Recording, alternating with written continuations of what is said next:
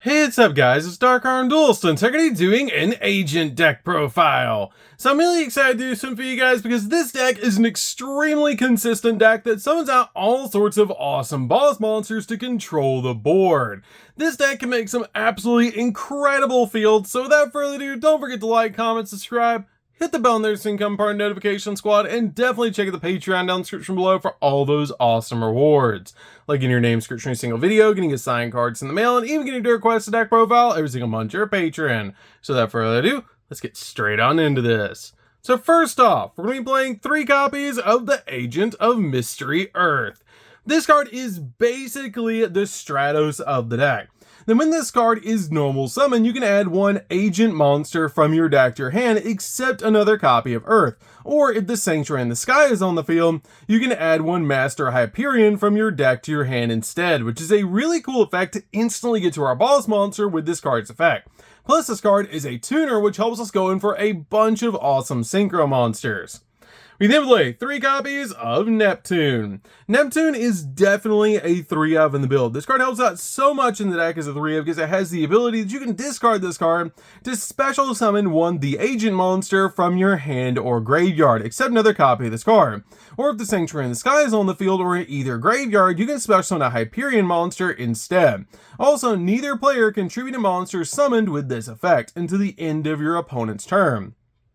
If this card is banished, you actually get to add this Sanctuary in the Sky from your deck to your hand, which is a great ability to instantly get the Sanctuary in the Sky directly from your deck to your hand. We then play 3 copies of Venus. Venus is one of the most powerful cards ever created because this card swarms the board with shine balls. It has the ability to pay 500 life points not once per turn to be able to special summon 1 mystical shine ball from your hand or deck, which is a crazy powerful effect that just for 1500 life points we can summon out basically 4 monsters to our side of the field to go over any play that we want to, which is absolutely broken. We then play 3 copies of Shine Ball. Shine Ball is definitely a 3-of in the build to go along with our copy of Venus.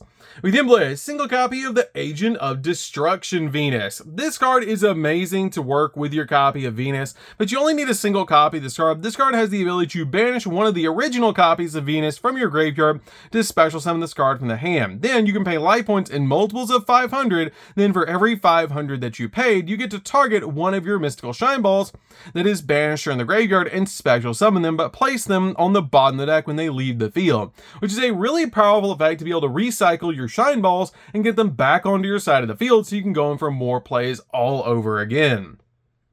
We then play a single copy of the Agent Uranus. This card is really good as a 1-of in the build because this card is super good to be able to summon to your side of the field, because if the Sanctuary in the Sky is on the field, you can special summon this card from your hand. Also, once per turn, you can send 1 the Agent monster from your deck to the graveyard, and if you do, this card's level becomes the level of the monster sent to the grave by this effect, which is a really cool ability to get the exact agent monster you want in the graveyard, while also level manipulating this card to get the exact level that you need. We then play a single copy of Master Hyperion. You really only need a single copy of this card because it's so easy to get to in this deck, but it's really awesome to be able to summon out to your side of the field, as you can special summon this card from your hand by banishing 1 the agent monster from your hand, field, or grave. Also, once per turn, you can banish a light fairy monster from the grave and then target 1 card on the field and destroy that target, but while the Sanctuary of the Sky is on the field, you can activate this effect up to twice per turn. We then play a single copy of Majesty Hyperion. I bumped this card down to 1 in the build, but I feel like this card is still absolutely broken and has the ability you can special summon this card from your hand or grave by banishing 1 the agent monster from your hand, field, or graveyard, which is such a cool effect to instantly get this card out in your side of the field. Also has the ability that any battle damage you take from battles involving your fairy monsters is also inflicted to your opponent, and once per turn you can banish a fairy monster from your hand or graveyard and then target 1 card in either player's graveyard and banish it. The Sanctuary in the Sky is on the field or in either player's grave. You can activate this effect up to twice per turn, helping you control the graveyard so that you can go in for game. We then play 3 copies of Diviner of the Herald. Diviner is just really good as a normal summon in the deck. Because this card has the ability of its normal or special summon, you can send a fairy monster from your deck or extract to the graveyard, which you're always sending your copy of Trias to the graveyard, so that then you can use Trias to tribute your copy of Diviner and special summon out your copy of Butin directly directly from the deck so that you can go in for a level 10 synchro play. Even though we don't have Barrel and Defleur anymore, it's still really good to be able to use Diviner to step into Trias and boot him so that we can summon out some awesome boss monsters to our side of the field. We can play a single copy of Archlord Christia. Archlord Christia is so good in this deck and so easy to summon. As if you have exactly 4 fairy monsters in the graveyard, you can special summon this card from your hand, and it also has a really cool ability that neither player can special summon monsters while this card's on the field, which is such a powerful effect to lock down your opponent. We can play 3 copies of Herald of the Orange Light. Herald of the Orange Light is really good as a 3-of in the build because this card just stops hand traps and monster effects, which is absolutely broken. This card is the ability when your opponent activates a monster effect, quick effect, you can send this card and another fairy monster from your hand to the grave to negate the activation, and if you do, destroy it, which is such an awesome ability. We then also play 3 copies of Ash Blossom to round out the monsters. Ash Blossom is really good just to stop the opponent from touching the deck. So, that's it for the monsters, guys. Let's get into the spells.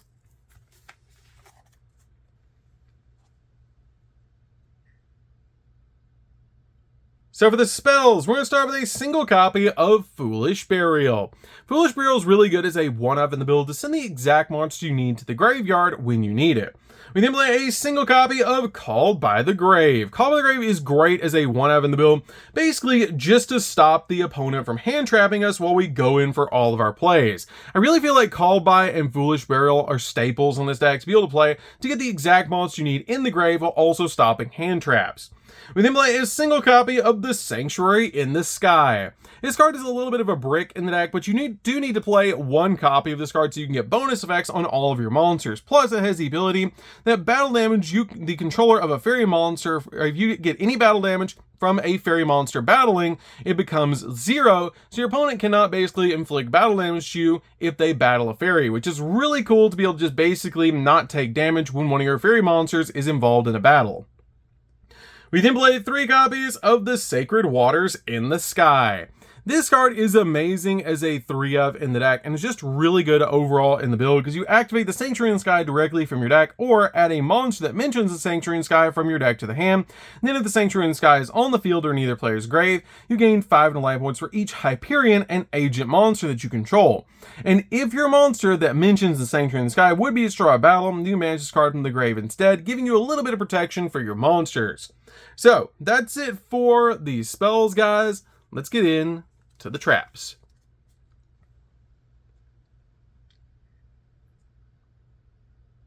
So for the traps, we're going to be playing 3 copies of Infinite Impermanence. Infinite Impermanence is really good as a 3-of in build, just to stop your opponent's monster effects while you're going in for all of your plays. We then play a single copy of Fallen Sanctuary. Fallen Sanctuary is really good as a 1-of in the build, just to help you out with a bunch of your plays, because when this card is activated, you set the Sanctuary in the Sky over a spell or trap that mentions it directly from the deck. And this card's name becomes the Sanctuary in the Sky while in the field or in the graveyard, and you can also banish a fairy monster from the graveyard, and then target an effect monster that your opponent controls and negate its effect until the end of this turn, even if this card leaves the field, which is an amazing ability to be able to use this card. We then play a single copy of Divine Punishment. Divine Punishment is a really good 1-of counter trap in the deck. Then when a spell or trap card or monster effect is activated while the Sanctuary in the Sky is on the field, negate the activation when you destroy that card. And then finally, we play a single copy of Vanadium Reframing. Vanadium Reframing is really good in the deck and is actually searchable in this build, which is why I play this card as a 1-of in the deck. Is when this card, or when a spell or trap card or monster effect is activated, while you control a synchro monster, negate the activation, and if you have a Visa Starfrost or a monster with 1500 attack and 2100 defense on the field or in the graveyard, you can destroy or negate that effect, which is such a cool ability, and I love that on this card because we can actually easily summon out our copy of our Visa Starfrost synchro monster to be able to instantly get to reframing, which is why I play this card as a 1-of in the build. So that's it for the main deck, guys. Let's get into the extra deck. So for the X deck, we're going to start with a single copy of Master Flare Hyperion. This card is an awesome boss monster that comes out at 3,200. It has the ability that you can actually send an agent monster or a monster that mentions the Sanctuary in the Sky from your hand deck or X deck to the graveyard until the end phase. This card's name becomes that monster's original name and replaces this card's effect with that monster's original effect, basically copying your monster's ability, which is absolutely amazing. Also, when your opponent activates a card or effect, quick effect, you manage a fairy monster from your hand or graveyard to target one card on the field and banish it, which is such a cool ability just to be able to spot remove cards off the field. We then play a single copy of Chaos Angel. Chaos Angel is so easy to go into. It spot removes cards off the field. You don't have to use a tuner to make this card, and it also has the ability to use light monsters to sync or summon this card. The monsters you control are unaffected by monster effects activated by your opponent. If you use dark monsters, monsters that you control cannot be destroyed by battle, which is such a cool effect. We then play a single copy of the Sword Soul Supreme Sovereign. This card is really good as a level 10 synchro monster to be able to make, as if this card, or for each banished card, this card gains 100 attack and defense points, and monsters that your opponent control lose 100 attack and defense points. And this card would be destroyed by card effect, you just banish a card from the grave instead, which is super cool to be able to protect this card. And if any card becomes banished, you can actually banish a card from both your opponent's field and graveyard, which is an awesome ability, especially to help you break your opponent's board. We then play a single copy of the Visa Synchro Monster. This card is really good to be able to work with our copy of Reframing, because this card has the ability that this card's name becomes Visa Starfrost while on the field. And it also has the ability, if this card is Synchro Summon, you get to add a spell or trap card that mentions Visa Starfrost from your deck to your hand, which lets us search out instantly our copy of Reframing, getting us to a counter trap off a summon, basically making this a walking negate. That's why I actually replaced Borreload Savage, since Borreload Savage got banned, with this card, is because it's still a negate, and it's actually a counter trap negate, which is really good. This card also has a really cool ability. During your main phase, you can actually destroy one monster you control, and all synchro monsters you control gain 800 attack this turn, giving you a little bit of boost so that you can go in for game. We then play a single copy of Pluto. Pluto's really good just as a one-up in the build, as this card has the ability, this card is always treated as an agent card, and once per turn, you can banish one monster from your graveyard, and target an effect monster on the field and change it to face down defense position. Its quick effect at the Sanctuary in the Sky is on the field or in either player's graveyard, which is such a cool ability. This card is basically a walking Book of Moon. We then play a single copy of Cupid Pitch. Cupid Pitch is really good to be able to play in the deck. Because if this card is synchro summon, you can increase or decrease this card's level times the tuners used for this material, which is such a cool ability to use this card. And this card also has a really cool ability that if this card is used for a synchro material, you can actually add a level 8 or lower monster with 600 defense from your deck to your hand, which conveniently enough in this build is actually going to be your copy of Neptune having 600 defense points. So you can actually search your copy of Neptune off your copy of Cupid Pitch's ability. We then play a single copy of Typhon. Typhon's just really good in just about any deck, and it's really good in this particular build as well, because it's so easy to summon in different situations. We play a single copy of Access Code to pop multiple cards on the field, because it's so easy to swarm in this deck to be able to summon out your copy of Access Code, and then basically go in for game. We then play a single copy of Appaloosa. Appaloosa is also really good in the deck as a one-up to be able to summon out to your side of the field to get multiple monster negates. Play a single copy of Celestial Night Lord Parashaft. This card is really good because you can discard a card to add the Sanctuary in Sky, or one card that specific lists Sanctuary in Sky and its text from your deck to your hand, or if the Sanctuary in Sky is already on the field, you can add a fairy monster instead to your hand, which is a great ability to be able to search out anything that you need off this card's effect. We then play a single copy of Moon. Moon is just a good one-up in this particular build. I used to play 2, but I've just bumped this card down to 1. And has the ability, if this card is Link Summon, you can actually send the Sanctuary in the Sky or a card that mentions it from your deck to the graveyard. Or if the Sanctuary in the Sky is on the field or in either player's graveyard, you can add a copy of Earth from your deck or graveyard to your hand instead. You can also tribute a fairy monster and then target one card your opponent controls and destroy it, which is an amazing ability just to be able to pop cards on the field. We then play a single copy of SP Little Knight. SP is just really good in the deck overall because it's a double interruption. It helps out so much in this particular build. Just use this card as a double interruption, but you can change it out for Nightmare Phoenix for a more budget option, or even a copy of Zeus. And then play a single copy of IP Masquerena to go in for a copy of SP Little Knight during the opponent's turn, which is just super helpful to be able to do. And I really like that about this card, that it helps out so much to go into SP Little Knight or Appaloosa during the opponent's turn. You can also change out your copy of SP Little Knight for a copy of Nightmare Unicorn, which is another option for you guys if you want to go in for that card instead of an SP Little Knight for a more budget option.